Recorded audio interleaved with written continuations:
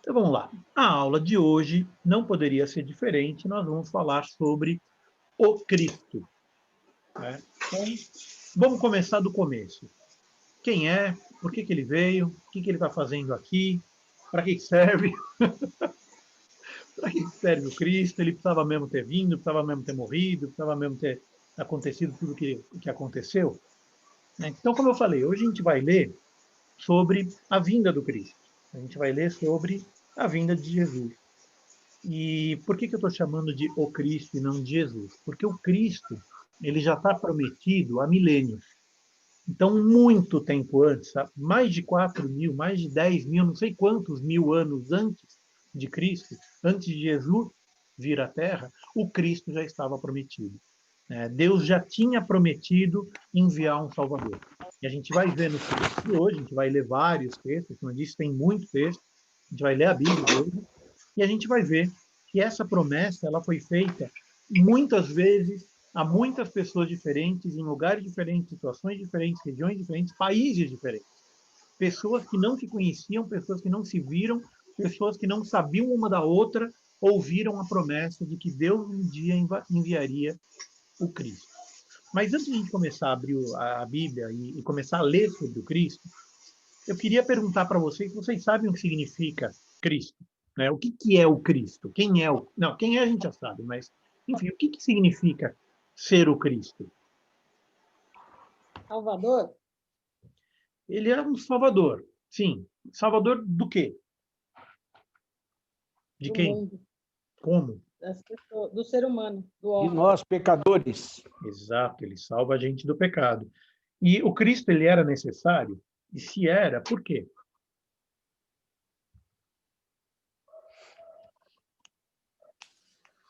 Ou se não era, por quê? O que vocês acham?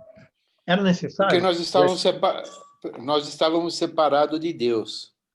Quando nós falamos em pecado, nós temos que saber o que é pecado. Pecado é o que nos separa de Deus. E ele veio fazer exatamente isso. Através dele, através do sacrifício, unir o homem a Deus. Então, hoje nós temos acesso ao Pai através de Jesus, porque ele pagou o nosso pecado. Quer dizer, ele faz com que nós tenhamos de novo a comunhão com o Pai, através de Cristo Jesus.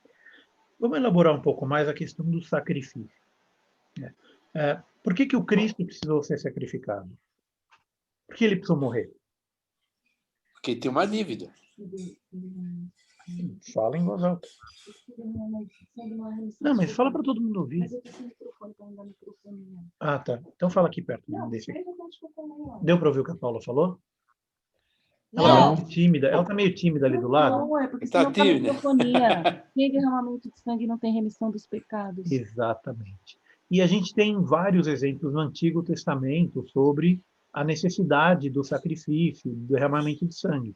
Mas vocês sabem me dizer qual foi o primeiro sacrifício? Vem aqui perto e fala. Adão e Eva. Quando matou o cordeiro, para Quando cobrir matou o as cordeiro. vergonhas dele. Exatamente. A gente não sabe se é o cordeiro, né? A gente sabe que houve um sacrifício Mas porque era um Deus bicho. os cobriu. É um bicho. É um animal. Um bicho não, um animal. Assim, muito possivelmente era um cordeiro, porque o cordeiro foi o animal usado depois quando foi estabelecido o ritual e quando foi estabelecido o sacerdócio. Né? Ele foi escolhido um cordeiro. Então, muito possivelmente, ainda que Gênesis não diga, muito possivelmente o primeiro sacrifício foi de um cordeiro, que é um animal perfeitamente pacífico, um animal que não faz mal a ninguém, um animal que como é que eu posso dizer? Não bondoso no sentido de bondade, mas assim, ele não é um animal agressivo, ele é absolutamente inocente. Você leva o cordeiro onde você quer que ele vá. Você pega ele pelo pelo, você põe uma cordinha no pescoço, ele vai passivamente. Às vezes não precisa nem da cordinha, você vai andando, ele vem atrás. Né? Então, o cordeiro, ele representa justamente essa questão de ser um inocente total e completo. Ele era totalmente inocente. E foi ele que pagou, com o seu próprio sangue, o primeiro pecado, e os pecados ao longo de toda a história de Israel sempre eles usavam principalmente o cordeiro. Não apenas o cordeiro, mas principalmente o cordeiro. Né? E aí vem a representação, a primeira representação, a primeira a imagem do Cristo. E o Cristo era necessário, como o pastor bem comentou, justamente para nos livrar do pecado, que começou a partir de um desejo que o homem tinha de se separar de Deus, de ser independente de Deus. O primeiro pecado, tem muita discussão em relação a isso. Eu sou da opinião de que o primeiro pecado não foi tanto a desobediência, mas foi a rebeldia que levou à desobediência. Aquela coisa de eu não preciso de você, eu consigo fazer sozinho, eu consigo ser independente, eu consigo me virar, eu não preciso de Deus, eu não preciso de alguém me mandando o que fazer. Né? E aí, quando Deus fala, olha, dessa árvore aqui você não vai comer, eles falaram, ah, é? Vou sim, é nela que eu vou. E aí foram e comeram. Então, não caiam... A gente já tratou sobre isso em outras aulas, mas não caiam no erro de achar que foi o pecado de Eva. Não. O pecado foi de ambos comeram. Né? Os dois quiseram, os dois desejaram o fruto, e os dois foram lá e comeram o fruto. E isso foi um ato de rebeldia, que foi o primeiro pecado da humanidade, que levou à desobediência e que levou à queda. E esse é um pecado que a gente comete até hoje. Se você tem dúvida do que eu estou falando, se você acha que não, é só observar uma criança de 12, 13 anos. Quem tem filho sabe bem o que é uma criança de 12, 13 anos. É aí que começa a querer fazer tudo por conta própria. Às vezes até antes, às vezes um pouco depois, mas em geral mais ou menos nessa idade que a criança fala, não, eu não preciso de pai, não preciso de mãe, eu já sou grande, eu me viro por conta própria, eu me viro sozinho. A minha mãe conta uma história, quando eu era pequeno, era bem pequeno, eu não lembro dessa história, minha mãe que conta, que eu estava querendo subir numa cadeira, eu tinha 1, 2 anos, era muito pequeno. Estava querendo subir numa cadeira e não estava conseguindo. Ela veio me ajudar, eu virei e falei, deixa que eu chupo o Jorginho. Aí eu não estava conseguindo subir, eu ia cair, ela foi me ajudar a descer. Aí virei para ela e falei, deixa que eu deixo o Jorginho. Ela me conta essa história de que tinha já essa coisa de eu não quero ajuda, eu vou me virar sozinho, deixa comigo. E só que a gente leva isso para o mundo espiritual também, a gente leva isso para Deus. Você pode ver o mundo fala, Deus não existe, mas não fala Deus não existe porque não acredita, porque acredita, ou porque pensa nisso. Nem pensa nisso. O que está por trás do Deus não existe, o que está por trás do ateísmo, é o desejo de ser suficiente. É o desejo, ou a impressão, o sentimento de que eu sou autossuficiente, eu não dependo de ninguém. Eu não dependo de um Deus que me diga o que fazer. Ainda que esse Deus diga coisas boas, diga que o que você deve fazer vai te trazer bem, vai te trazer benefício, vai te trazer uma coisa boa. Deus, ele sempre dá uma ordem, uma lei que te traga um benefício. Ele não vai fazer um negócio para você se prejudicar. A gente pega as leis, tanto do Antigo Testamento como do Novo, são leis positivas, são leis boas, são leis que refletem o amor de Deus. E aí, a partir do momento que eu sou rebelde em relação a Deus e falo, eu não preciso de Deus, aí que acontece a separação, Deus fala, não precisa? Beleza, vai aí, se vira. E aí, quando você quebra a cara, você volta para Deus e fala, não, peraí, vamos conversar. Bom, a necessidade do Cristo surgiu da primeira rebeldia. Então, a necessidade da salvação, ela veio desse nosso desejo que estava em Adão e Eva, mas que está em mim hoje. Não pensa que foi Adão e Eva foram culpados. Eles são os culpados do pecado. Não. Todos os seres humanos, toda a humanidade, eu, você, todo mundo tem esse pecado em si mesmo. Tem esse desejo, essa rebeldia, essa revolta, essa coisa de desobedecer, de fazer, eu quero fazer do meu jeito, eu faço sozinho, eu me viro. Todo mundo tem isso. Então é errado a gente falar, não, porque por causa, quer dizer, não é totalmente errado, mas ali foi o primeiro pecado veio ao mundo através de Adão e Eva, e todos os homens depois disso, todas as mulheres depois disso, cometeram o mesmo pecado, que é o pecado da rebeldia, que é o pecado da desobediência. E a rebeldia, a desobediência começa em casa, com pai e mãe, mas se reflete muitas vezes em Deus. Você querer obedecer, você querer respeitar a Deus, ele é mais trabalhoso do que você não respeitar. Dá mais trabalho você obedecer a Deus do que você não obedecer. Acontece que quando você não obedece, não tanto porque Deus pune, mas porque você quebra a cara mesmo. Quando você não faz o que Deus manda, você está quebrando a cara. Quando você mente, Deus fala, não minta. Você vai e mente, você quebra a cara. Mas não porque Deus joga um raio do céu, mas tem consequência o teu pecado. Deus fala, não adultere. Não se adultera, tem consequência o teu pecado, né? A quebra da família, a disrupção da sociedade, enfim, não vou entrar nesse detalhe agora, mas cada um daqueles dos 10, cada um dos 400, não sei quantos mandamentos, e mesmo os que Jesus coloca e tal, eles têm uma consequência negativa. Então, quando você vê um mandamento e uma lei, a lei é positiva e é que é para você não se dê mal. E o Cristo, ele foi necessário para que você pudesse voltar a Deus. Porque a partir do momento que você se rebelou, você se afastou de Deus.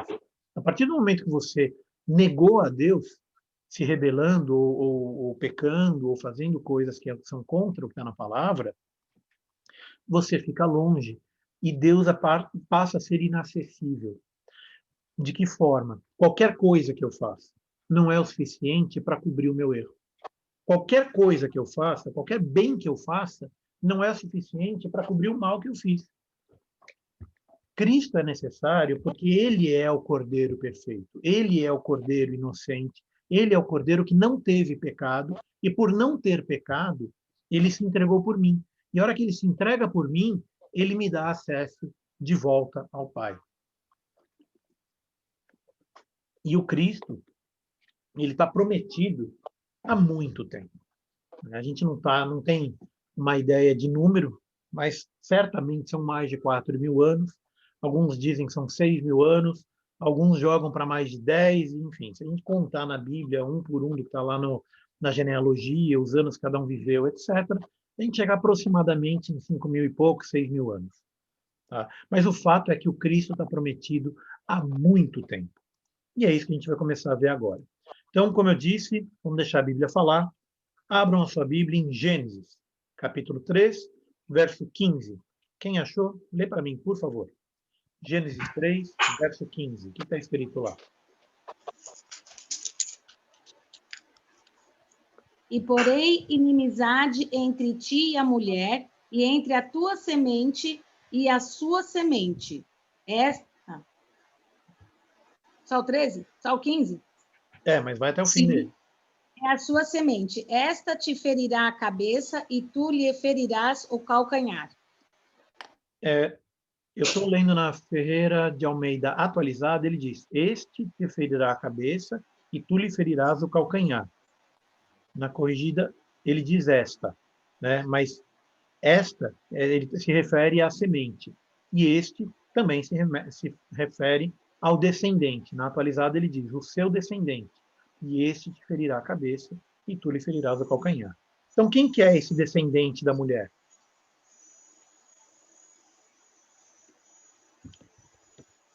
Essa é a primeira vez na Bíblia que a gente tem a promessa da seria os salvação. filhos, né? Não é? Seria os filhos, né? Jesus que vai pisar a cabeça da serpente, né? É o Cristo. Essa é a primeira promessa bíblica que se refere ao Cristo, ao Salvador. Este te ferirá a cabeça. Ele está falando que o Salvador vai ferir a cabeça da cobra, da serpente. E ela vai ferir o calcanhar desse Cristo, né, do Salvador. Então, aqui é a primeira referência bíblica que fala de Jesus, sem nomear. No Antigo Testamento, nenhuma passagem do Antigo Testamento vai chamar Jesus de Jesus. Ele só é chamado de Jesus para Maria. Mas no Antigo Testamento a gente vai encontrar muita referência a ele. Essa é a primeira, falando que o Cristo vai pisar na cabeça da serpente. E só para deixar claro, todo mundo sabe quem é a serpente, né? É o diabo. Satanás, o inimigo. Né? Não é uma serpente literal, não é uma cobrinha que vem um cara e pisa na cabeça dela. Não, está falando do inimigo. E o descendente da mulher é quem vai ferir o inimigo. Ou seja, não é Deus que vai jogar um raio do céu, mas ele vai mandar um descendente, ele vai mandar o filho dele, e o filho dele vai pisar na cabeça da serpente. Andando um pouquinho para frente, ainda em Gênesis, mudem para o capítulo 12, verso 3. Uma pessoa vai para o 12:3 e outra pessoa vai para o 18:18 e mais uma vai para o 22:18. Tá? Vamos ler os três. Então, primeiro quem achou 12:3 já pode ler. Outra vai para o 18:18 e outra vai para o 22:18.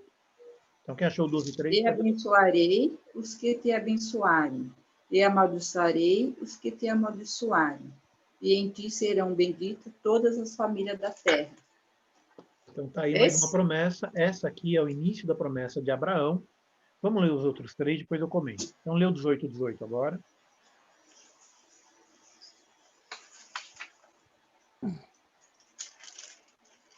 Visto que Abraão certamente virá a ser uma grande e poderosa nação, e nele serão benditas todas as nações da terra. E 22, 18.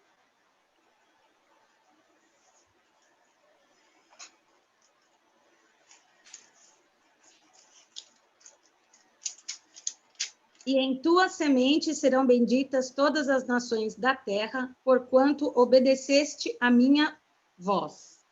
O que tem em comum desses 3 versos? A bênção. A frase que se repete nos 3 é que em ti Benditas todas serão as nações. benditas todas as nações da terra. A quem ele se refere aqui? Nesses 3 versos.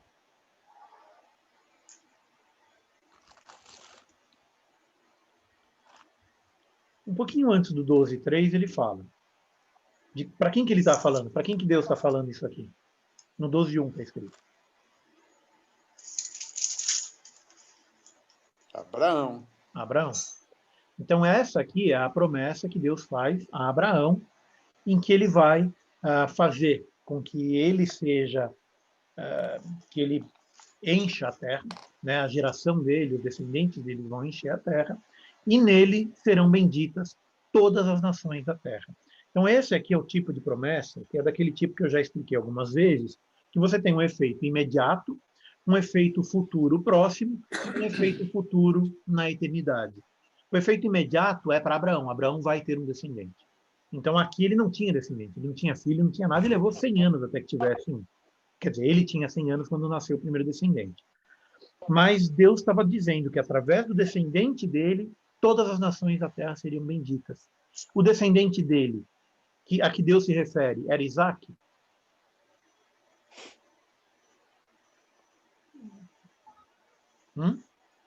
A quem? Jesus Cristo? Jesus Cristo. Como que ele considera, nesse caso, descendente? Jesus, ele não era filho direto de Abraão, não era neto de Abraão. Mas a Bíblia, ela sempre trata, isso também a gente já tratou, de gerações. Ela trata de famílias. Então, o descendente de Abraão é Jesus. O descendente de Abraão, por meio do qual todas as nações seriam benditas, é o Cristo. Então, Abraão seria bendito, porque ele vai ter filhos, os filhos dele vão encher a terra, vão povoar a terra, ele teria como é que chama? Mais descendentes que a areia do mar e tudo mais. Então, você tem essa promessa imediata para ele, e tem uma promessa futura, que ele ainda não tinha visto, que ele teria um filho que encheria a terra, ia tomar, ia possuir a terra prometida, e você tem a promessa eterna, que por meio dele, todas as nações da terra seriam benditas.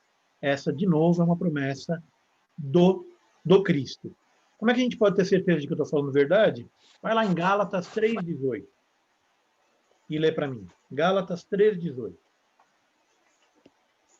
Gálatas 3, verso 18. 3, 8, 18. 18.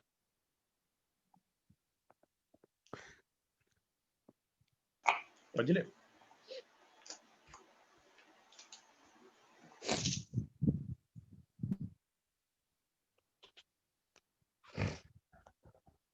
Vamos, gente, não fiquem tímidos. Lê para mim, por favor. Gálatas 3:18.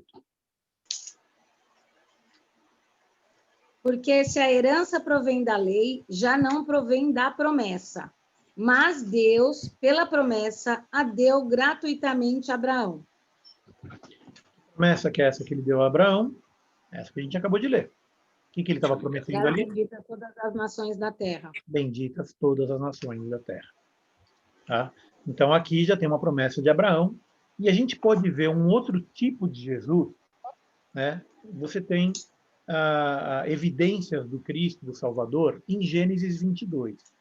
Eu não vou pedir para ler, porque aqui é o capítulo inteiro, mas eu só vou comentar rapidamente o que diz Gênesis 22. Esse trecho, esse capítulo inteiro, ele trata do sacrifício que Deus pede a Abraão para entregar o seu filho. Então, a gente vê aqui em Gênesis 22, verso 2, dizendo, Deus dizendo, né? Acrescentou Deus, toma teu filho, teu único filho, Isaque, a quem amas, e vai-te à terra de Moriá, e oferece-o ali em holocausto, sobre um dos montes que eu te mostrarei. Então, aqui você tem, mais uma vez, uma representação do que é ser o Cristo. O que é o Cristo? Deus, ele próprio, pegou o filho dele. Ele pegou o filho dele, o único filho dele, Jesus, a quem ele amava, e ofereceu em holocausto. Só lembrando, a gente fez muito tempo atrás, faz mais de um ano já, um estudo a respeito dos tipos de sacrifício. Vocês lembram o que era o holocausto? Ou quem veio na aula, ou quem sabe, o que é o tipo de sacrifício holocausto? Para que servia um holocausto? Não vale falar de nazismo. Sacrifício. Tá? O holocausto está na Bíblia. Exatamente. É para Ela tá tímida aqui, mas ela está afiada. sacrifício, né? É o sacrifício para a remissão do pecado.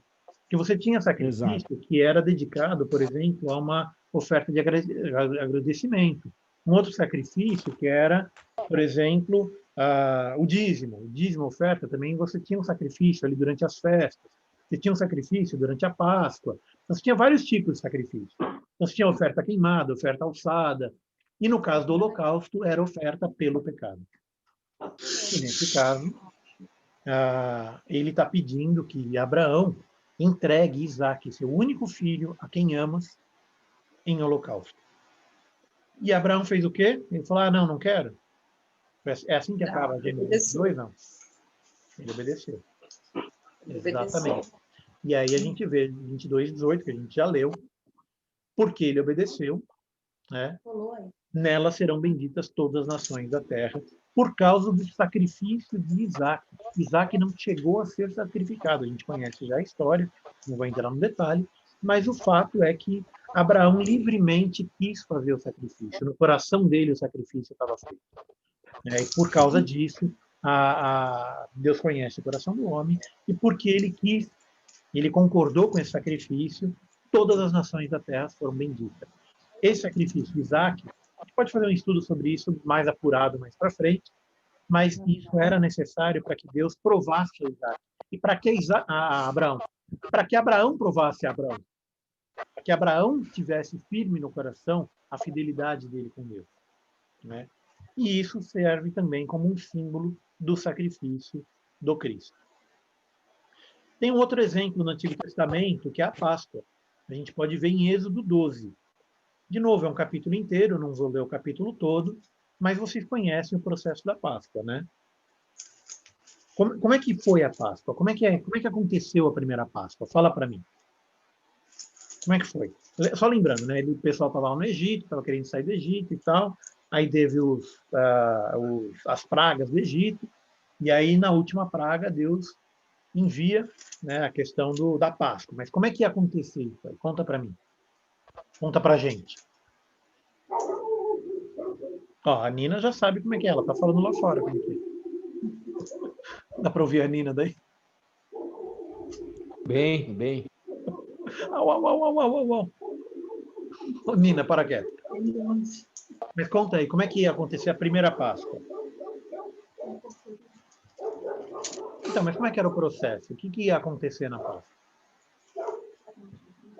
A morte do primogênito. E o primogênito ia morrer todos os primogênitos? Sim? Quais seriam poupados? E por quê? Mas fala alto. A Paula está tímida aqui do meu lado. O sangue do cordeiro. Né? O anjo ia passar pelo Egito e ia matar todos os primogênitos das casas que não tivessem feito o processo.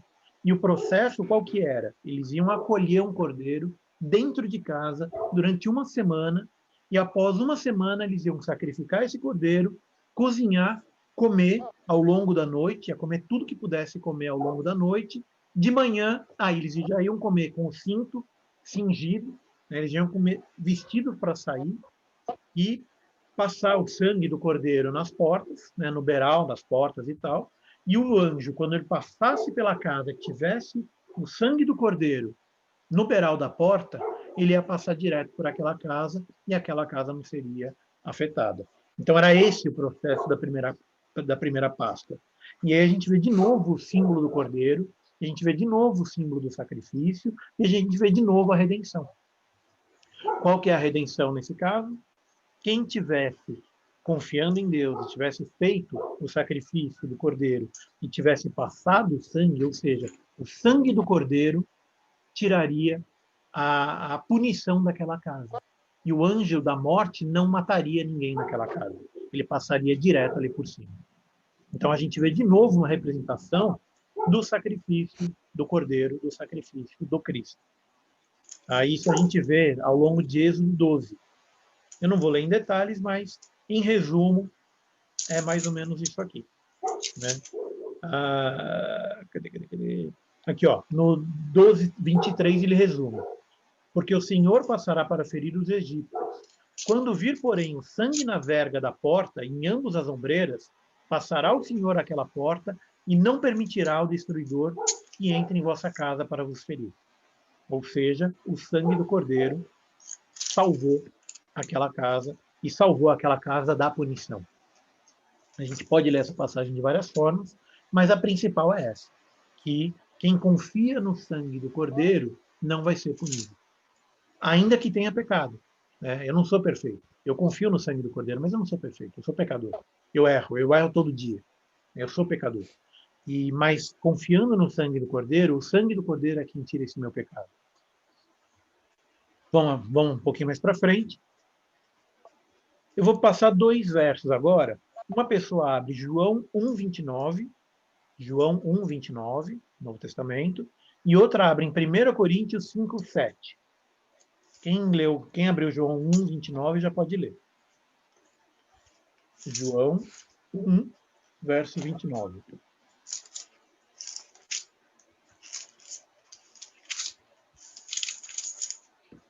No dia seguinte, João viu a Jesus, que vinha para ele, e disse: Eis o Cordeiro de Deus que tira o pecado do mundo. Tá aí. Eis o Cordeiro de Deus que tira o pecado do mundo. Tá aí uma referência direta ao Cordeiro em todas as passagens do Antigo Testamento que se referem ao Cordeiro, ao sacrifício, ao holocausto, né? E aí tem uma referência direta à Páscoa. É o Cordeiro que foi sacrificado e que tira o pecado do mundo. 1 Coríntios 5:7.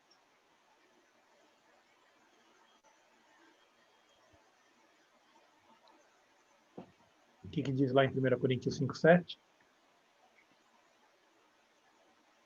Alimpai-vos do fermento velho, para que sejais uma nova massa, assim como estáis sem fermento, porque Cristo, nossa Páscoa, foi sacrificado por nós. Cristo é a nossa Páscoa, que foi sacrificado por nós. Então o povo, quando leu isso, sabia exatamente o que ele se referia. Porque eles conheciam, eles foram educados, eles cresceram ouvindo sobre a Páscoa, eles cresceram ouvindo as histórias da saída do Egito, eles ouviram essa história, eles conheciam esse texto. Os judeus conheciam isso. Então, quando você se refere a Cristo como sendo a nossa Páscoa, na versão que eu estou lendo aqui, na João Ferreira de Almeida atualizada, ele diz: o nosso Cordeiro Pascal foi imolado. Então, eles já sabiam exatamente ao que se referia aqui. Se referia exatamente a essa questão de que o sangue do Cordeiro imolado, que morreu por nós, nos tira do pecado e nos salva. Literalmente nos salva da perdição e nos salva da morte. Nesse caso, da morte eterna. Volta lá para trás. Malaquias. Eu vou dar 3 versos. De novo, 3 pessoas abrem. Malaquias 1:11, Malaquias 3, versos 1 e 2, e Malaquias 4, verso 5. Vamos ler a Bíblia. Malaquias 1:11. Quem achou pode ler. Malaquias 1:11. Mas desde o nascente do sol até o poente, será grande entre as nações o meu nome. E em todo lugar se oferecerá o meu nome incenso e uma oblação pura, porque o meu nome será grande entre as nações, diz o Senhor dos Exércitos. 3, de 1 a 2.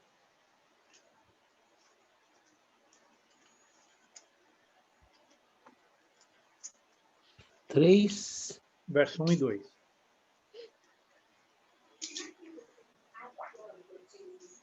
Renato, eu não posso ler, mas eu estou marcando aqui. Depois eu...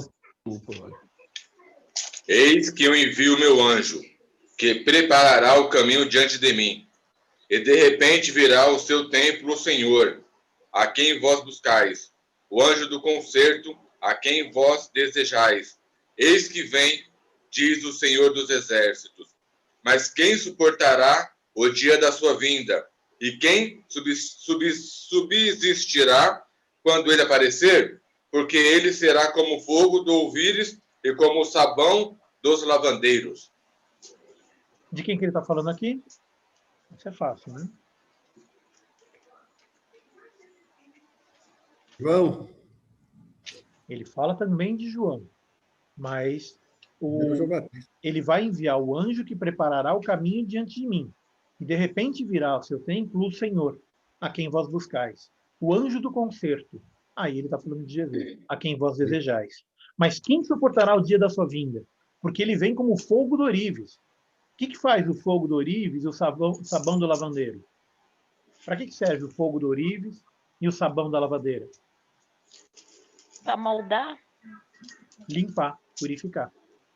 Lavar. Queima, né? Queima. Sabão, tenta jogar sabão no olho, vê se arde. Principalmente aquele sabão de coco, sabe aquele sabão brabo que o pessoal usa para lavar roupa? Joga aquilo lá no olho, vê se arde. Vê se é gostoso. E o fogo? Bota fogo, vê se é gostoso. Então, por isso que ele fala, e quem que vai suportar isso aí? Porque ele vem como fogo do ourives. Ele vem para queimar. Ele vem para tirar a impureza. E ele está falando aqui de Jesus de novo. Mais uma promessa que foi cumprida em Jesus. Aqui é mais uma promessa do Cristo que se cumpriu em Jesus. Tá? E o 4:5, Malaquias 4:5. Eis que eu vos envio o profeta Elias, antes que venha o dia grande e terrível do Senhor. Ué, mas não era Jesus que vinha? Como é que é o Elias?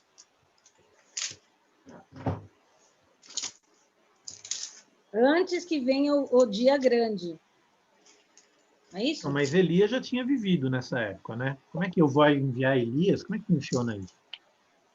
Você tem alguma ideia? Não tem a ver com o negócio de enviar o João com o espírito do profeta Elias? Isso tem a ver com uma ilustração. Isso tem a ver como uma... É como se fosse uma comparação. Né? Ele está mandando não literalmente o profeta Elias. Não é o profeta Elias que vem.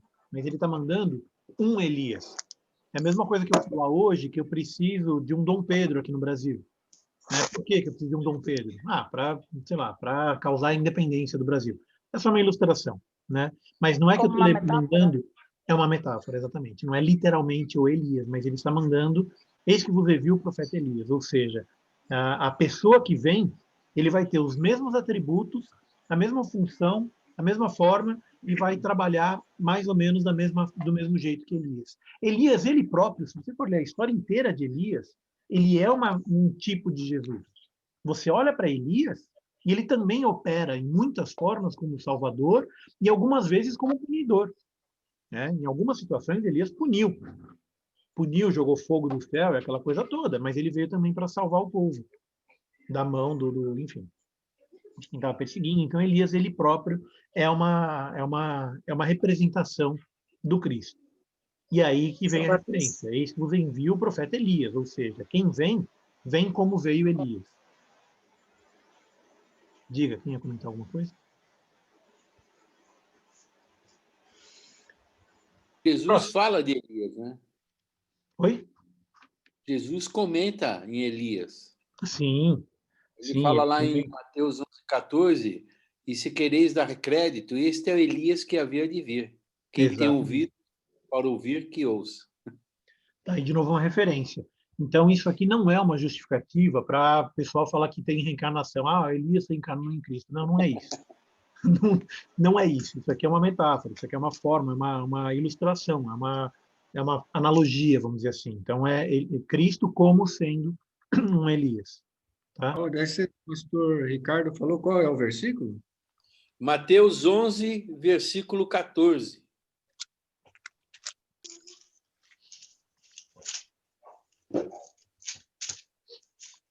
Ele estava falando de João, né? Exatamente. O que foste ver no deserto, começa a falar assim. E aí ele fala, né? Porque todos os profetas e a lei profetizaram até João. E aí, Isso mesmo. aí vem o Cristo de quem João estava abrindo caminho, né? Para quem João estava abrindo caminho. E a gente tem o clássico Isaías, né? Eu vou ler. Isaías, ele fala muitas vezes sobre Jesus. Eu só vou fazer referência a 2 textos clássicos de Isaías que todo mundo já conhece, que obviamente Isaías 53, né? Em que Isaías ele se refere ao servo sofredor. Não vou ler ele inteiro, mas você vai ver, né, que todo mundo já conhece o texto, tenho certeza que todo mundo já leu esse texto pelo menos uma vez. Mas aqui ele está se referindo a como viria o Salvador, como viria o Cristo. Ele era desprezado, era o mais indigno dos homens, homem de dores, experimentado em trabalho, né, escondia o rosto, era desprezado, os homens escondiam o rosto dele, era desprezado. Verdadeiramente ele tomou para si as nossas enfermidades, as nossas dores levou sobre si, e nós o reputamos por aflito, né? Mas ele foi ferido pelas nossas transgressões. Então, aqui ele explica exatamente quem é o Cristo. E é esse é o Cristo que o povo judeu, estava esperando. E Jesus, ele cumpre cada um desses itens. Ele cumpre cada um desses. Tem muito judeu que ainda espera até hoje. Mas Jesus, ele já cumpriu essa palavra. E a gente pode ver Jesus também em Isaías 7,14 e 9,6. Então, volta ali para o começo, no 7,14. Isaías 7,14, lê para mim. Tem mais um sinal tem mais um sinal do Cristo aqui no 7,14. O que está dizendo lá?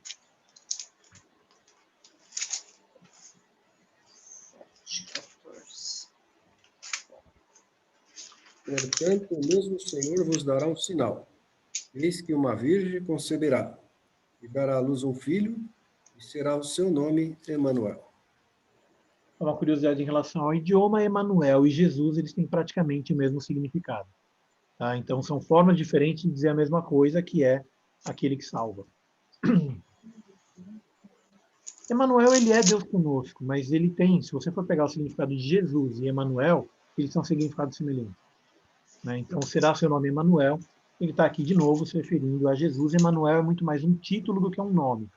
E quando o anjo anuncia a Maria, fala, o nome vai ser Jesus. Né? Bom, que dica de passagem, ele é também um significado muito semelhante a Josias, a Joel. Tem vários nomes na Bíblia, no Antigo Testamento, que também dizem respeito a Jesus, ou tem um significado semelhante. Né? Josias, Joel e Silmo. Tem mais um. Emanuel, Josias, Joel. Tinha mais um que eu esqueci agora. Mas eles dizem respeito à mesma pessoa. Isaías 9:6 também fala sobre isso. Fala sobre o nascimento. Então ele fala, porque um menino nos nasceu, um filho se nos deu, e o principado está sobre os seus ombros, e o seu nome será Maravilhoso Conselheiro, Deus Forte, Pai da Eternidade, Príncipe da Paz. São as características do Salvador que viria e os judeus estavam esperando. Miqueias, volta um pouquinho para trás, Miqueias 5:2. Gente, eu falei que hoje era aula de Bíblia, então vamos ler a Bíblia. O que diz lá em Miqueias 5:2?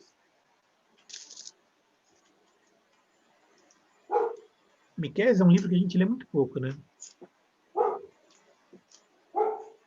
Agora estou ouvindo o seu cachorro.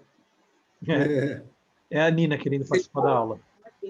E tu, Belém, Efrata, posto que pequena entre milhares de Judá, de ti me sairá o que será Senhor em Israel, e cujas saídas são desde os tempos antigos, desde os dias da eternidade. Tá aí mais uma característica do Cristo. Né? O local de nascimento do Cristo. Então a gente já tem a característica dele, como que ele seria como Elias. Ele nasceria em Belém de Efrata, que é uma cidade pequena, e aí já está dizendo que é uma cidade pequena. Para quem não conhece, o Belém fica ao sul de Jerusalém, é como se fosse uma vila, e naquela época era menor ainda. Existe até hoje a cidade, dá para visitar, enfim, isso aí não preciso nem falar. Mas aqui ele está dizendo, então, quem é o Cristo, as características físicas do Cristo, né? Fala que ele não ia ser bonito, que as pessoas iam se desviar dele, ia ter medo dele, fala sobre o sofrimento que ele teria em nosso nome, o sofrimento que ele teria por nossa causa. Então, ele está dando as características de quem é esse Cristo, quem é, no final das contas, quem é Jesus. Bom, então a gente já viu quem é, onde quer nascer, como é que é nascer. Quer nascer da Virgem, também está aí mais uma característica dele. Mateus de 2:1 a 12, ele conta basicamente a história do nascimento de Jesus, Mateus 2, de 1 a 12. Ele conta o cumprimento dessas profecias.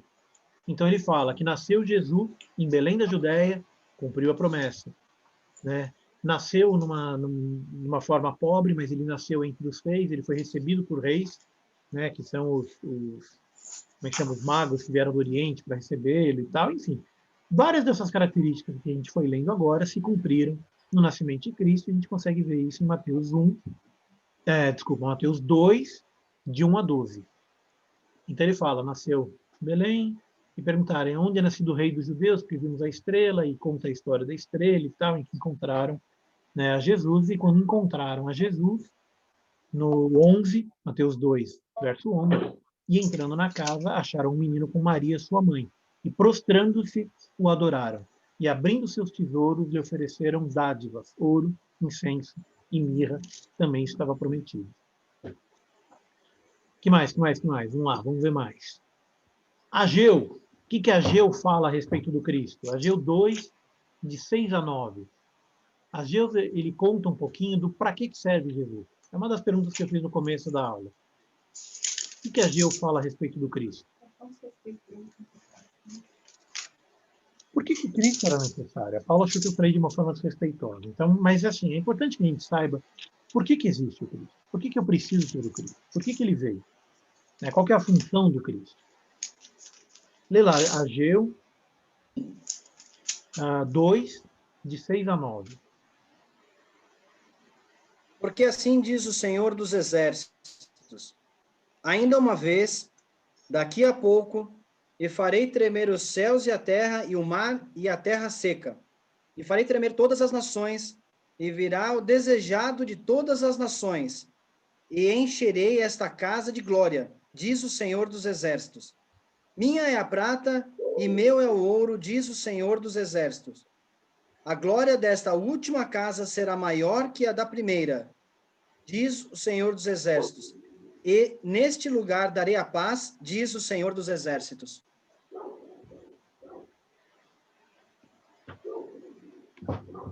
Então tá aí uma das características do Cristo.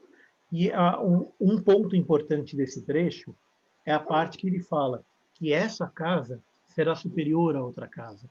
Aqui ele está falando de casa de madeira, de pedra, casa de tijolo. É dessa casa que ele está falando? Que casa que ele está falando aqui? Jesus, né? Jesus. Mas aqui, a referência que ele está fazendo é em relação aos testamentos, às promessas. Então, a primeira promessa era a promessa de Abraão.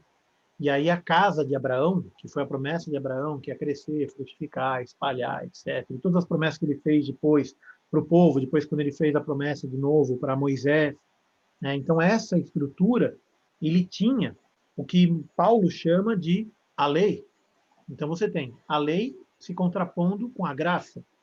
Então, as casas, quando ele diz assim, que esta será superior à outra, ele está se referindo basicamente ao que Paulo explica, que a graça será superior à lei. Né? A constituição do testamento, da promessa, da lei, ia ser substituída, ia ser cumprida, ia ser completa quando viesse o Cristo e trouxesse a graça. E essa casa, ou seja, essa construção, essa forma de se relacionar com Deus, seria superior. Deixa eu voltar nesse texto aqui, Ageu. Cadê aqui? Ageu 2, 6, né? Tem um outro ponto aqui, que é o seguinte. Cadê? 2, 6, isso mesmo? Ageu 2, 6 a 9, isso mesmo. Digo, daqui a pouco farei que termine todas as nações, riquezas, assim, encherei o templo, toda a prata e todo ouro são meus. Então, o novo templo será ainda mais belo do que o primeiro. Aqui ele diz o templo, né? No 9. Então, o novo templo será ainda mais belo que o primeiro. E aí ele está se referindo de novo ao templo de Salomão, ou seja, o templo que foi construído por causa da promessa, foi construído por causa da lei, foi prometido para o povo, foi prometido para Moisés que teria um templo, e Salomão cumpriu essa promessa, comparado ao templo que era o próprio Espírito Santo. Ou seja, agora o templo não é mais de carne, não é mais de pedra. o templo agora é de carne e osso, o templo agora sou eu, Desligou através o do Espírito computador? Santo. Filho? Oi? Bom, né? Então, o novo templo será ainda mais belo que o primeiro, e dali eu darei prosperidade e paz ao meu povo. Eu, o Senhor Todo-Poderoso, falei. Tá? Aqui ele está previndo de novo a vinda do Cristo e previndo de novo que o resultado dessa vinda seria o templo seria mais glorioso do que o primeiro. E vamos finalizar com Daniel 7:13. Volta um pouquinho lá para trás, Daniel 7, verso 13. O que diz lá?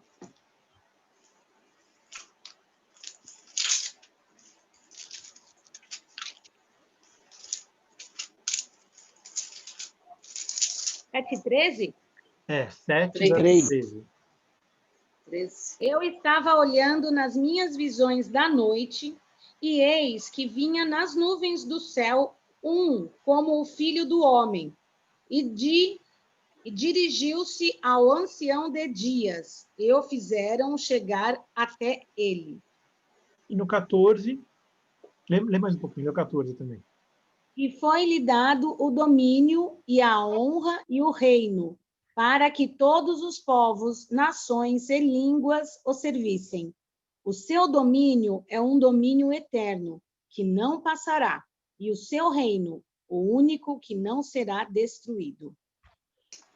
E aí, tudo faz sentido no Novo Testamento, quando Jesus se refere a si mesmo, ou outras pessoas se referem a Jesus como sendo o Filho do Homem. Já parou para se perguntar por que Jesus fala, é o Filho do Homem? É necessário que o Filho do Homem venha? Porque o Filho do Homem isso, o Filho do Homem aquilo. Já parou para pensar o que é o Filho do Homem? A gente pode fazer um estudo detalhado sobre isso mais para frente, mas está aqui uma referência direta. Quando Jesus fala que ele é o Filho do Homem, quando ele se refere a si mesmo como sendo o Filho do Homem, como outros se referem a ele como sendo o Filho do Homem, está aqui a característica do Filho do Homem. Ao Filho do Homem foi-lhe dado o domínio, a honra e o reino, para que todos os povos, nações e línguas o servissem. E o seu domínio é um domínio eterno, que não passará, e o seu reino, o único que não será destruído. Está aí uma característica do Filho do Homem, que você não sabia. Sabia? Não sabia mesmo. Está aí uma referência direta. Então, quando fala de Filho do Homem, lembra do texto ali em Daniel, a promessa do que é o Filho do Homem, de quem é o Filho do Homem. Bom, então isso foi a referência de Jesus, o Cristo, no Antigo Testamento. Só que eu coletei algumas também no Novo, tá? Vamos ver se alguns... Posso fazer uma parte? Pode, claro. Eu sempre tive isso no meu coração. Hoje você vê que tem povos que acreditam em outros deuses, né? Buda, Maomé, Alá, mas Jesus, o Senhor Jesus, foi o único que foi profetizado.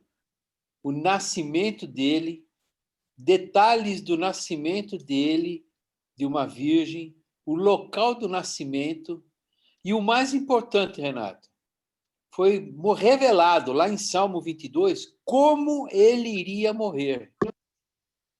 Salmo 22, versículo 16, fala assim, pois me rodearam os cães, juntaram os malfeitores, transpassaram-se minhas mãos e pés, repartem entre si minhas vestes e lançam sorte sobre a minha túnica. É o único, né? É o único que foi profetizado. 1000 anos antes. Na verdade, 1000 anos antes. O nascimento, como ele nasceu, né? Do jeito que ele iria nascer, aonde ele iria nascer, até como ele iria viver e como ele iria morrer. Não, Quer dizer, tá foi tudo profetizar lá, né? tudo na vida dele. Agora você fala, por exemplo, de Buda. E aí? Né? Que muitos creem. Né? Vários deuses da Índia. Ninguém. É tudo criação de imaginação do homem. Muito bom, hein? E a gente pode dizer Pode também ver. que todas essas características que a gente está lendo na última Interessante, hora, né, Everton? essas características, todas elas foram previstas há mais de 1000 anos antes de Cristo. Exceto quando a gente lê, por exemplo, Mateus, que já é após Cristo, Lucas após Cristo, mas Miqueias, Ageu, Malaquias, a promessa para Abraão lá em Gênesis, lá em Êxodo, todos esses textos, em Isaías, todos esses textos foram escritos há certamente mais de 400 anos antes de Cristo, chegando a mais de 2, 3, 4 mil anos antes de Cristo. E todos eles se referiam a Cristo e Jesus cumpriu cada um deles. Jesus cumpriu tudo isso que a gente está vendo agora, foi cumprido em Jesus. Inclusive, data, local, a forma como ele viveu, como o próprio Ricardo falou, o pastor Ricardo falou, a forma como ele viveu, a forma como ele morreu. Esse texto que você citou de Salmo, pastor, eu não tinha anotado, mas tem outros salmos que eu anotei. Então, por exemplo, em Salmo 69, Salmo 69, verso 9, ele é mencionado em Romanos 15, 3. Então, alguém lê, por favor, Romanos 15, 3, enquanto outra pessoa abre o Salmo 69, verso 9. Lê para mim, só para me terminar aqui, Renato, no Salmo 22, ele termina, nos dois últimos versículos, até essa profecia está fazendo referência para todos nós que estamos aqui nesse momento. Inclusive para você, Renato. Diz assim, ó, e uma semente o servirá, falará do Senhor de geração em geração. Chegarão e anunciarão a sua justiça ao povo que nascer, porque por quanto ele o fez. Amém. Nós somos parte dessa profecia. Até hoje. Amém. Até hoje. Posso fazer uma outra observação? Claro. Pode. Muito gostei, legal essa sua observação, pastor Ricardo. E no livro de Mateus, também falando do nascimento de Cristo, eu observei aqui, por exemplo, no 2:17, a respeito de Herodes, que mandou matar as crianças abaixo de 2 anos, ali diz assim, então se cumpriu o que foi dito pelo profeta Jeremias. Em Ramá se ouviu uma grande voz, lamentação, choro e tal. Isso é uma parte. Depois, quando ele foi habitar em Nazaré, então ele falava assim, que no 23, para que se cumprisse o que fora dito pelos profetas. Ele será chamado a consulta de amanhã estava marcada para... Continua, Everton. Estava aberto do pastor. Está em qual livro da Bíblia essa consulta de manhã? E aqui ele fala outra parte como foi dito pelos profetas, chamado Nazareno. Está em 1 Samuel 1:11. Então, é interessante que no Novo Testamento, a respeito desse, tem outras passagens também sobre o nascimento, mas isso só é exemplo, que ele vai pegando lá do Velho Testamento algumas partes, ele vai pincelando para dizer que se cumpriu. Se você ler o texto lá atrás, ele dá uma outra conotação histórica e geográfica, mas aqui ele já remete, ele aponta para Jesus, como o Renato falou desde o início, né, de Gênesis, fazendo uma ilustração muito bela aí sobre o Velho Testamento, apontando, né, para Cristo. Então, a gente vê que tudo isso daí, todo o Velho Testamento, ele é interligado, e tudo aponta para quem? Para Cristo. Eu anotei, essa é uma passagem boa também. Eu anotei só algumas, mas indo nessa mesma linha, a gente pode ver em João 5,39, que diz assim, examinais as Escrituras, porque vós cuidai de ter nelas a vida eterna. E são elas que de mim testificam. Jesus está falando. Nas Escrituras, testificam de mim. Se a gente pular um pouquinho mais para frente, no 46, ele fala assim, porque se vós cresceis em Moisés, creríeis em mim, porque de mim escreveu ele.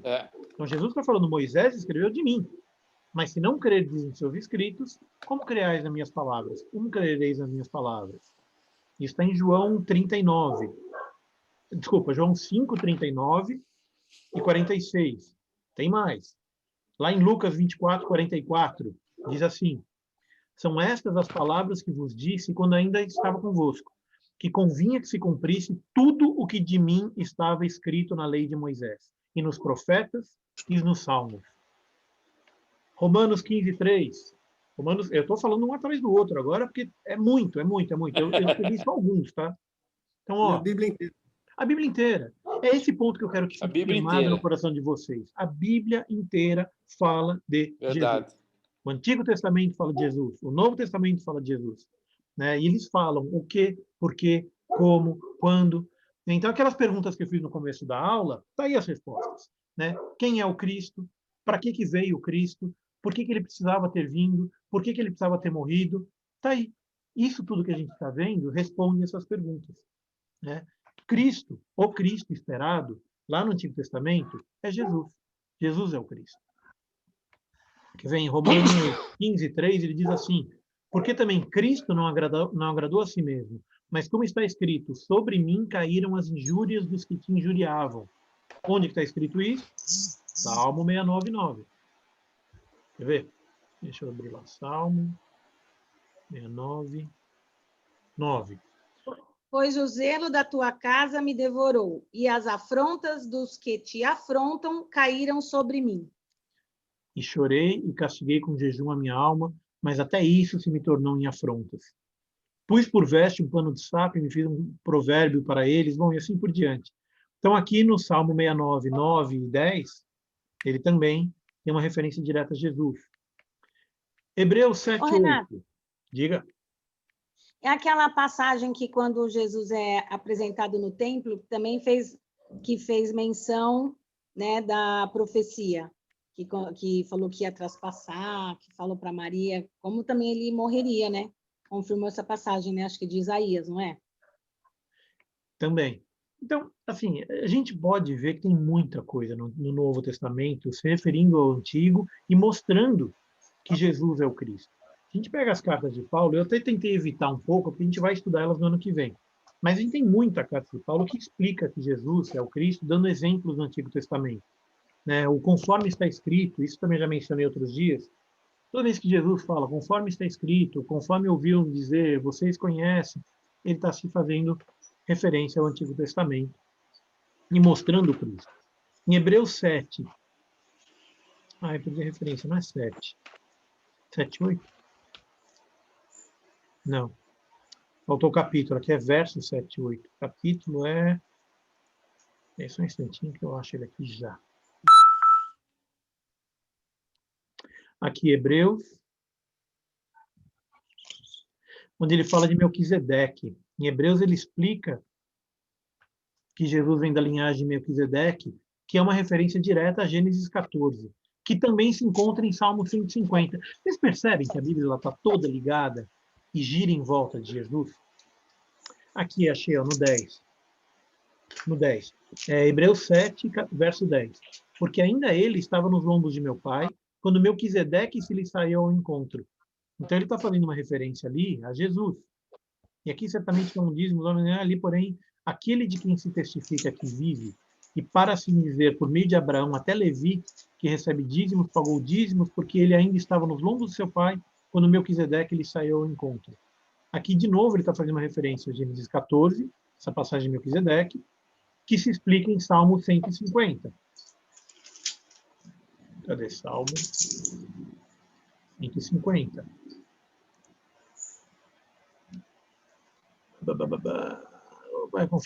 Louvai ao Senhor, louvai a Deus no seu santuário, louvai no seu firmamento do seu poder, louvai pelos atos poderosos, louvai conforme excelência da sua grandeza, louvai o som de trombeta, saltério, harpa, instrumento de corda, símbolo, louvai com símbolo, tudo quanto tem fôlego, louve ao Senhor, louvai ao Senhor. Bom, então, Antigo Testamento fala de Jesus, Novo Testamento fala de Jesus. Renato. Oi?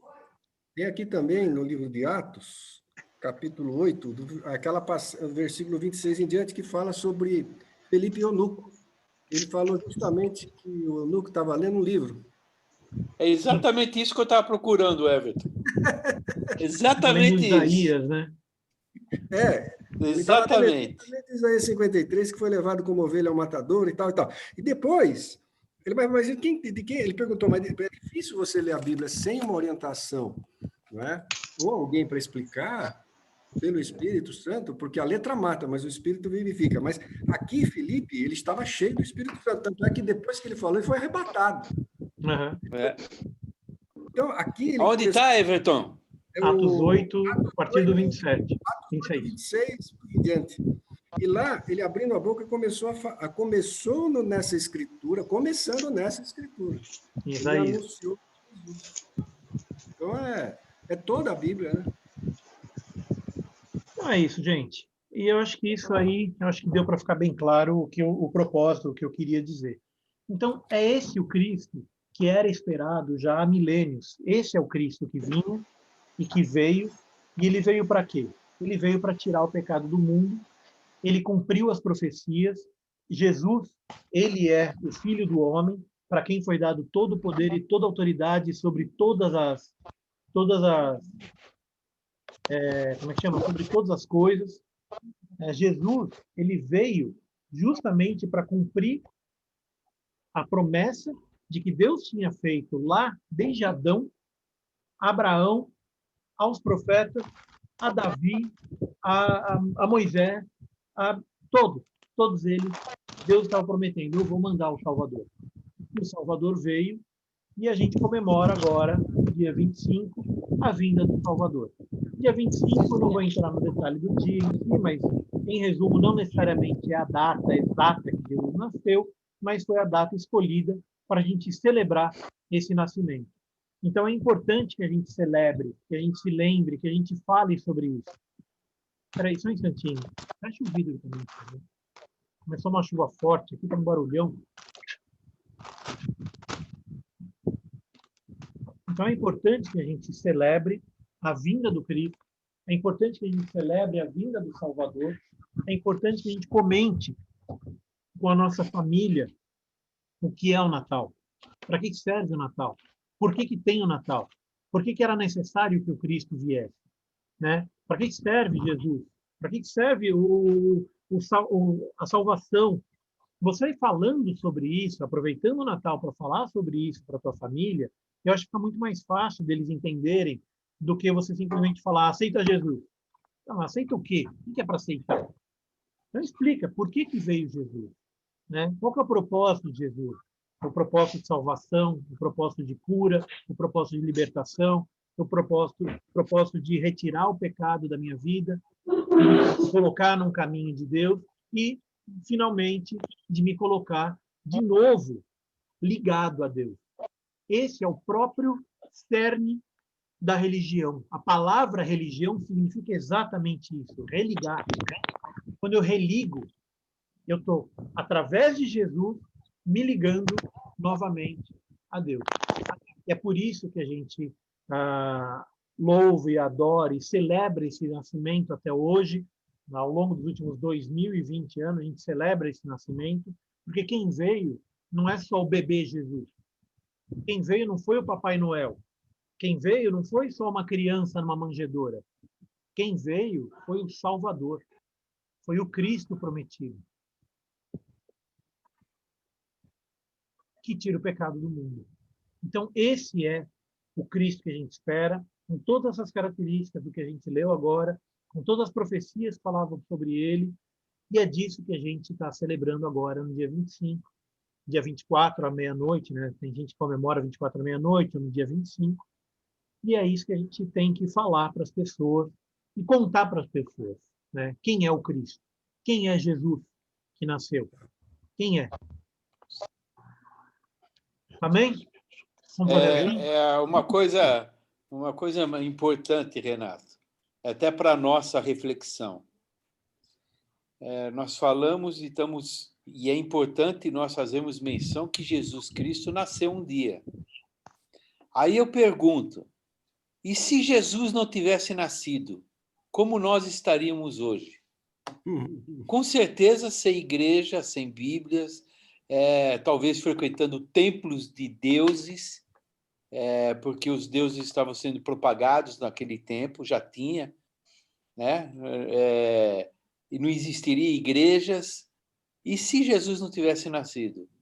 Então, é uma realidade o nascimento do Senhor. É só nós olharmos... Mundo, né?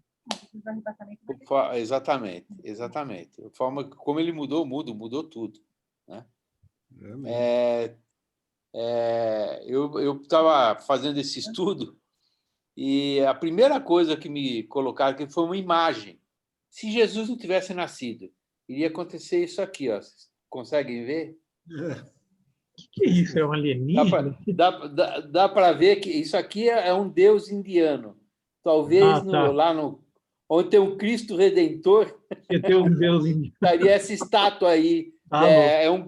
É um deus que tem cara de elefante, não sei o quê, que ainda existe até hoje.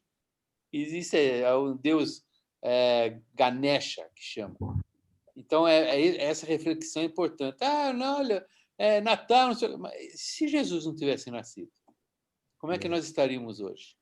Condenado. Exatamente. Verdade. Posso dar um testemunho, Renato? Claro, pode falar. Reforçando aí o que você acabou de dizer no Natal, para a gente chamar a família e dar o real sentido do Natal. O Daniel, meu filho, ele levou esse domingo agora uma família para a igreja. E ele ouviu a pregação do pastor Ricardo, e depois a gente saiu e ela comentou. Ela falou assim, nossa, eu não sabia que Jesus tinha irmãos de sangue. Porque na igreja que ela frequentava, é católica, lá era a Virgem Maria, não tinha filhos. Morreu virgem. Verdade. Como é bom nós falarmos do que está na Bíblia, completo, né? Sem omitir nada. Né? Então, isso é fundamental, a gente, na igreja, na vida, com os amigos, parentes, familiares, né? Falar do que tem na palavra mesmo. Eu acho que é importante que as pessoas Verdade. entendam também quem é Jesus. Né? Então, quando eu fiz o estudo para a aula de hoje, eu estava meio tentando pegar esse propósito, né? Da gente explicar quem é Jesus, da onde ele veio, por que ele foi necessário, né? O que ele fez, qual que é a função dele aqui no planeta Terra, qual que é o poder dele, quem é ele. Né? Não é só uma criança que nasceu numa manjedoura, porque a gente vê agora no Natal aqueles presépios e tal. Eita! Apagou tudo aqui. Espera que vai cair a aula. Vai cair.